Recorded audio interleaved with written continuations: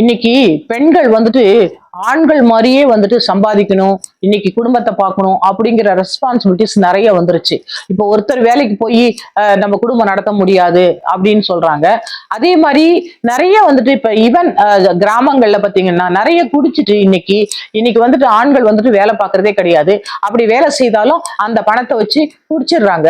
அந்த குடும்பத்துக்கு பணம் கொடுக்கறதே கிடையாது. அப்ப அந்த பெண்களுக்கு நிறைய பொறுப்புகள், பிள்ளைங்களை பார்த்துக்கணும்.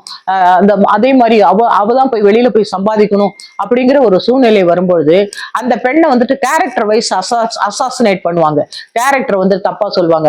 நீ அங்க போற, இங்க போற, வெளில போறன்ட்டு. அந்த புருஷன் அவன் வீட்டுக்கு பணமும் தரமாட்டான். ஆனா அந்த பொண்ணு வந்துட்டு ஏதாவது ஒரு வேலைக்கு போனாலும் அவளை வந்துட்டு கேரக்டர் சரியில்லை, நீ நடத்த கட்டவ அப்படின்னு வந்துட்டு அந்த பொண்ணை டார்ச்சர் பண்ணுவான். இப்ப அந்த பொண்ணு சில சமயத்துல ரொம்ப மனவேதனை படுறதுனால அவங்களால தாங்க முடியாத அவங்க சூசைட் பண்ணிக்கிறாங்க.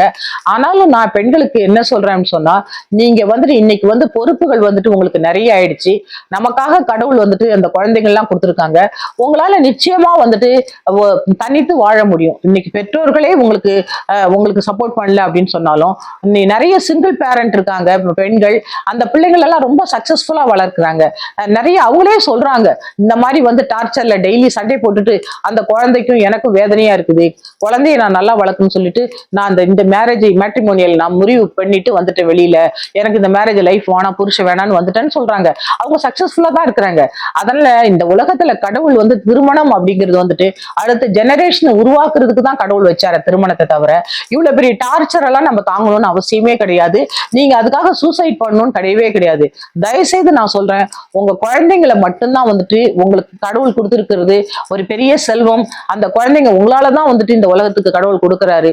நீங்க அந்த குழந்தைங்களை வளர்த்து ஒரு சமுதாயத்துல நல்ல ஒரு ஆளாக்குறதுக்கு அந்த தாயால மட்டும்தான் முடியும். ஃபர்ஸ்ட் தகப்பன் இருக்காரு, நல்ல தகப்பனா இருந்தா ஓகே பரவாயில்ல. ஆனா நீங்க குழந்தைங்களை விட்டுட்டு நீங்க போயிட்டீங்கன்னு சொன்னா அந்த குழந்தைங்களை யார் பாப்பா? அதனால நீங்க உயிரோட தான் இருக்கணும். ரெண்டாவது, உங்களால வாழ முடியும். நீங்க அவங்களுக்காக நீங்க பிறக்கவே இல்லை,